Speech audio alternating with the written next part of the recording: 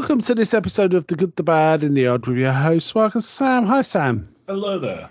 So this is one of our sort of random picks, isn't it? Not any of our main series is the one we do once a month. And I think I suggested this, and you're okay with it. Yeah, you suggested this. It's called Accident Man. It's from 2018. You know what? I'm wondering if I've talked about this on a comfy chair, but I probably haven't. But it's basically an action movie, right? It's a kind of a cut price John Wick, is how it feels. Yeah. It's British, and the main star is Scott Adkins, who does an awful lot of these and B-movie action movies. He body doubles Ryan Reynolds quite a lot in various things. He gets himself in as extras based on that as well, and he does stunt work too. Apart from him, the most famous person here is Ray Stevenson, I would say. Though Ray Park's in it, and you know what? I don't remember Ray Park's character. I'm gonna have to look. He's the British guy out of the duo. Oh, that was. Oh man, I didn't realise that was Ray Park. Ray Park does not look how you expect him to. No. When you hear Darth Maul, and it's like, oh, who else is he? Yeah. They don't use him that well, really, considering what he could do in this. I mean, they use a lot of other people really well. This is a pretty. What's your overall impression of this? I've got to be honest, I really didn't like this film. You didn't? What let it down for you? Well, first off, it was way too try hard, and this is the tough guy. He's no nonsense. He drinks at this bar, and there's other killers, and it was just his constant rambling about how tough he was. First time. It's like, and you get his history as well, which I didn't think they needed. Boring. I don't think they needed that whole sub arc of hey, you're trained up by assassins, and then they you killed the bullies. Then the assassins proceeded to blackmail you, so you can never tell anyone that you. Yeah, it's a bit of that. I quite like this movie, though this is my second watch, and I can see its weaknesses much more on the second watch. First watch, I really, really enjoyed it without any reservations. Second time, the acting. Apart from Ray Stevenson and a few other people, the acting was not good in this. It was pretty poor. However, it has to be said, it's based on a comic book, which is called Accident Man by Pat Mills, who does a lot of Dread and other 2000 AD sort of strips. Pat Mills and Tony Skinner. So, as I say, mainly a Scott Adkins film. He's made quite a few other films that are supposed to be pretty good. One called Debt Collector, for example. I have to say, I quite enjoyed this, and I thought though it was weak at the same time, I thought the action was pretty good. Did you not like the action? What did you think of that? No, there was very little tension with the action. I thought it was really well done, actually. Okay, so if you watch John Wick, you know he's going to win, but it all seems so stacked against him that he could lose. In this, he just felt like he kind of walked through all the fights. It didn't bother him. He was fighting two blokes at once. Have you ever watched a recent Steven Seagal movie? No. Where they have to. Okay, so I watch these terrible movies for fun. Okay. But basically, Steven Seagal in all his recent movies is completely untouchable, and he literally just sort of snaps people's necks just by sort of vaguely grabbing at their neck. Oh wow! Okay, yeah. That's how terrible these movies are. That's kind of the vibe I got from his. But you enjoy those, but you did enjoy this. I enjoy those because they're terrible. With this, it's those films are terrible, and they're so unaware that they're terrible. And Steven Seagal's such a piece of shit that I feel like it's funny that he still thinks he's the cool guy. Yeah, it feels like someone's come out there. It's I'm the cool guy, and it just doesn't strike at all. Yeah, so. I have to say, watching it again, I was thinking they're really trying to riff on Lock, Stock and Two Smoking Barrels a bit in this, aren't they? There was a bit of that, right? Because some of the shots and some of the steals, and showed little snips of action going on. And narration, yeah. So I quite like Ray Stevenson in this. I think it was pretty good as Ray, Big Ray. He was the only felt like a full character. Yeah. Oh no, I have to say there's maybe one or two others that felt like. I quite like Finicky Fred, the inventor guy.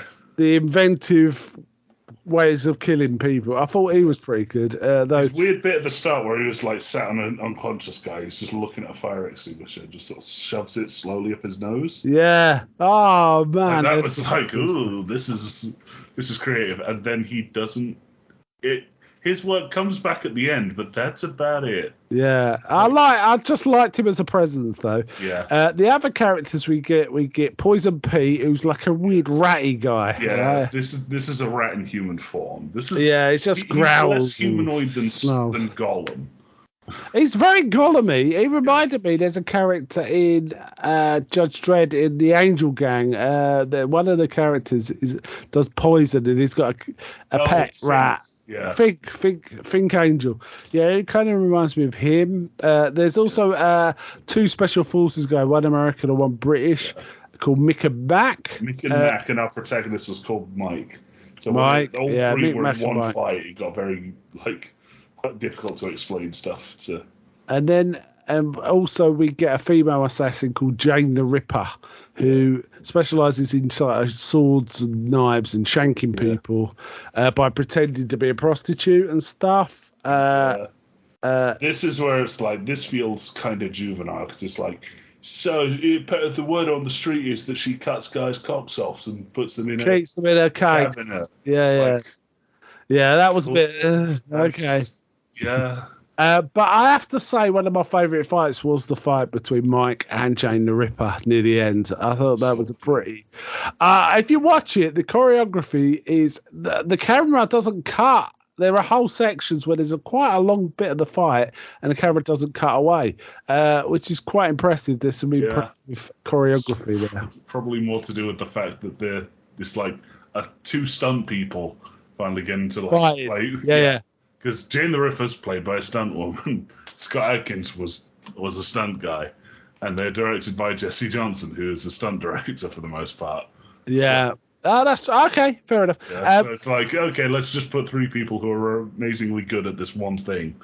Have them do that thing. Yeah, but it was good, though. It was good. That fight was good. The others less so. Yeah.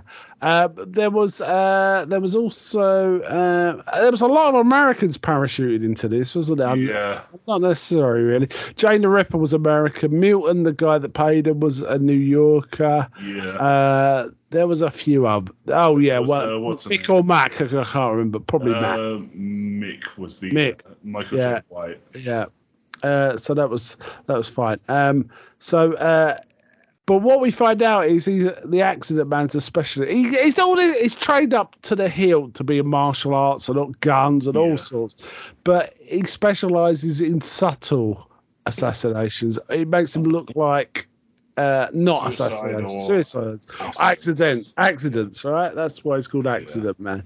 And he kills some bloke by basically shooting the tyre out of a car going around the corner using a sniper rifle that shoots shards of glass, wasn't it? Or something like that. Yeah. Something like that. A bottle which popped the tyres, which caused the car to skid and hit a guy. Squash bloke. And we get a weird scene where the bloke who squashes him says, "I've killed a man!" Yeah. Screws. Silly. The extras were not good in this film. No. They were really bad. It was cheap and cheerful, really. But it was too long. That was one of its problems. It was too long, especially around the back. This could have been a half-hour episode of a TV show. Well, I don't know. I think 80 to 90 minutes tops for this. And I think it was an hour 40 in the end. Yeah, hour 45. Yeah, that's too long. But we also then get backstory that his ex-girlfriend is dead from a botched burglary, and he starts to look into it, and he starts to work out, junkies are supposed to have killed her and raped her, don't work this way, and he starts to visualise Sherlock Holmes in his head how it all happened. It involved Mick and Mac. He just thought this up, and then he went basically his fellow assassins killed his girlfriend, so he's gone nuts. And we find out she was environmentalist. There's also some very half-assed commentary about his thoughts on environmentalism, feminism. And also, Big Ray talks about Brexit a bit, so there's a bit of that. There's a. Well, it's definitely not clunky. Every scene. Yeah. But actually, we find out this bar's a bar, so it's a bit like John Wick, the hotel with the gold, which is supposed to be neutral. The bar is also, but actually, it's a business operation run by Big Ray for all these assassins. So basically, Milton decides who the best person is for the job and farms it out. Contracts. Ray organizes everything. Yeah. Then they basically split up pay. But then when he finds out one of the jobs was to kill his ex-girlfriend, who's pregnant with his baby. So there's that. Sort of gets chucked on there to add some more edge to this. Yeah. So he goes mental and starts kind of taking him out. And there's one in a very downplayed way. And I think he thinks it's Mick and Matt, but he doesn't kill him. He just kind of. Yeah, it comes across as like, it's just business. He beats the shit out of them. But yeah. Quite a good scene as well. But goes sees his ex left him for another woman. So there's we get some very tasteful commentary on that. But while he's there talking to us, saying, "Look, there's people after me. They were after her, talking about the dead ex-girlfriend. What's going on?" And suddenly, one of the assassins, who we didn't mention one of them, Carnage Cliff, who kills with axe, and it's mental. He's basically a berserker all the time. Yeah. He's a berserker. He comes bursting in, and Mike thinks he's there to kill Mike, but he's actually there to kill the girlfriend of the woman they've already killed because of she might know something. They don't. It's all that. Yeah, this the reveal of who's behind this is probably one of the most underwhelming of these. Like, the job's got personal sort of military things. Yeah. You did not like this film. I really didn't. I really did not. Oh dear. All right. Okay. So basically, he starts making his way through the thing is, when Ray realizes he's kind of gone rogue, he says, "Right, we've got to tidy this up. We can't lose our we got a reputation to uphold." Yeah. So he basically sends all the other assassins out after him, including Finicky Fred, who goes, What am I gonna do? Yeah. I don't fight. I'm not that kind of guy. And he said, "Do whatever you do." Oh, well, there's also this thing about Fred reckons he can kill someone with a blaster by anaphylactic shock or something. Yeah. Which is like, what? Okay. Sure. So there's a big fight in the apartment with Cliff and his axes and Mike, but Mike accidentally kills him. Why he's bothered about killing him, I don't know, but essentially kicks him onto his own axe, so it goes into his back. And also they have some raised him, and there's the rules, isn't there? Was it never get involved? Yeah, don't get involved. I think it's like don't smoke in the bar as well. Don't get angry and don't get caught or something like that. Those are the rules, and he's broken them. So yeah, it goes on like that. Then we get this big backstory of Mike as a boy being beaten the shit out of this gang every time he does a paper round. A, he's too old to be doing a paper round, and B, that if you got that's why he's getting the shit kicked out. If you got a kicking like that every day, you'd be in trouble. Dead. Yeah. You'd be like, there's some permanent injuries there, which I could probably argue is like why he's so downplayed all the time. Yeah, so essentially he's doing his paper round, but he's hiding from the bullies, and he notices this bloke going to an house, come out, and the house blows up. He follows the bloke, realises he kills people, and videos him. And then he goes and knocks on his door and shows him the videotape. He goes, I see you kill people. And he goes, what makes you think that? And he shows him the videotape, and he goes in, he goes, have you told anyone? He goes, no. And he's like, but in the end, it turns out through quite a laborious and a bit boring, frankly, sort of process. I mean, they should have gone straight to montage as early as possible with this. Yeah. About how he teaches the boy how to kill his bullies. Yeah. And he says, you want to beat up your bullies? He goes, no, I want to kill him. There's that. That did make me laugh. And they talk about, for some reason, I get obsessed with defenestration. don't they? Yeah. Did you notice that? They keep talking about throwing people through a window. I think someone learned the word, thought it was funny, and put it in the script. Yeah. Well, probably the original comic, to be frank. Yeah, it could be. I mean, it was very comic book. I felt the roots in this one. And then we get Big Ray teaching him karate and all this, and it's like, okay, so he teaches them all this, and then he becomes an assassin who doesn't specialize in physical violence. There is seems like a lot of effort to establish martial arts. Yeah. For a guy who doesn't use martial arts in his work. But there is one bit where Milton sends him to go and get paid, which is a bit odd. And this assassin guy is a bit useless. He pulls up in a big noisy motorbike. Kind of tries to kill Mike, and Mike there's a great shot where he kicks him off the bike. Come on, you must have been impressed with that. I was more distracted by the weird, I don't know if it was wire work or CG, when he did the spin kick of the guy jumping through against him. Okay, all right. But the kick off the bike was an impressive stunt. Yeah. That must have hurt someone, right? Anyway, this goes on, and we find out there's a big businessman was behind the killing because she had secrets. Completely unconnected to her. Yeah.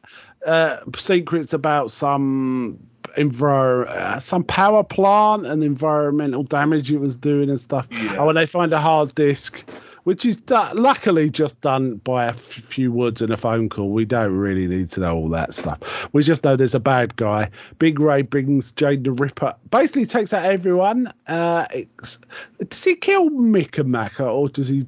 One of them definitely gets shot to pieces. Yeah, but Finicky Fred gets punched in the face, gets laid out cold, and Poison Pete just gets shot, right? Yeah. And he jumps on Mike with no real plan other than trying to. I don't know what he's trying. Anyway, but there's a big fight between Jane and Mike, which I really liked. You were. I was okay with the fight. It's just the whole. Not really the stakes, the story behind it. It's okay, so they're defending this random client who is, aside from killing his girlfriend, is completely unconnected to all of the main characters. Yeah, well, he's come through Milton, isn't he? That's why. Yeah. But then after this, they try to wrap it up like Milton's the antagonist. Yeah, well, he finds a tape that says Milton says, "Yeah, you got to kill him," so Big Ray gives Milton a massive kicking, right? Yeah, he kicks the absolute shit out of him. And then Mike offers him a Band-Aid that Fred has developed. I assume Fred has imbued it with a poison because it doesn't make any sense otherwise. I assume it's the anaphylactic shock thing. Yeah, but then Milton puts it on and dies, and then Big Ray kicks the accident man out of the bar. So basically you can leave. That's it. You never come back. You never work again in this city. But then we see Mike have a monologue at the end saying every city needs someone like me. So it's kind of like a cut price. What's it? The Equalizer, I was going to say. It's that kind of thing. Okay, all right. You weren't impressed at all. I really didn't like the song. I mean, Scott Adkins wrote the screenplay, I have to say, based on the comics. Adkins should stay to stunts. Oh, I bet you wouldn't say it to his face. Okay. Yeah, all right then. Kick the shit out of me, but that doesn't mean I'm wrong. So you're not looking forward to any sequels? No, I'm not looking forward to the sequel that I can already see on the bottom of the Wikipedia page. They apparently approved a year after it came out. Okay, and COVID probably held out, right? Yeah. What's it called? To give it a name for him, are they? Episode 2. Episode 2, great day. Okay. Yeah, I can see something like this might even make a TV series. I could kind of see that kind of thing in the same way as Equalizer would work, or indeed The Punisher, right? But unfortunately, he's killed everyone except Ray and Fred. Yeah. So, Okay, all right, let's just go to scoring. What would you give this on your rating? I'd sit this at a -2. Oh, Yeah. So it was bad, but it was also very boring when the fighting wasn't. Yeah, I don't disagree about bad. I'm quite surprised you found it boring. Apart from the extended backstory stuff, that was boring. Yeah. But I quite liked it otherwise. I'm gonna give it I have to say I gave this an 8 when I first saw it. I really liked it, but it's not standing out much with rewatch, so I'm gonna give it a 7. I'm gonna give it a 7. Just riding the high of John Wick. Yeah, maybe. Maybe. John Wick films are cool, and then. Well, there's a lot of good action films lately, not just John Wick. There's things like Nobody and what's it called, Gunpowder Milkshake, or whatever it's called. They're all pretty good, but this was definitely cut price and a lot of fun. But I'm probably never going to watch it again. But I probably will try other Scott Adkins films. I kind of want to see a film of his called Debt Collector because I've heard good things about it. And there's also a film series about MMA called Undisputed, which has got 4 movies now. But Scott Adkins sort of entered it about number 3 and kind of took over the franchise because his character was so good in that. So that sounds like it might be all right, but we'll see. Yeah. All right then. All right, let's. Bad choice from me then. So you get to pick next time. All right then. Okay, let's wind up there. Bye from me. Bye.